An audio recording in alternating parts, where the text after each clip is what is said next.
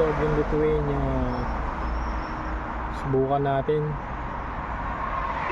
Let's try corn dog in Europe, Lithuania. Tingnan natin kung ano difference ng mga corn dog dito.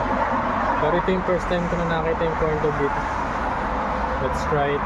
Let's rate it. Tingnan natin kung gaano kasarap ang corn dog sa Lithuania.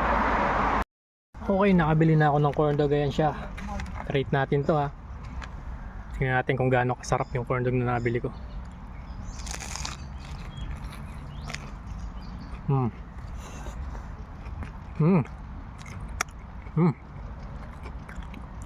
Masarap siya. Masarap siya. Rate ko siya ng 9 out of 10.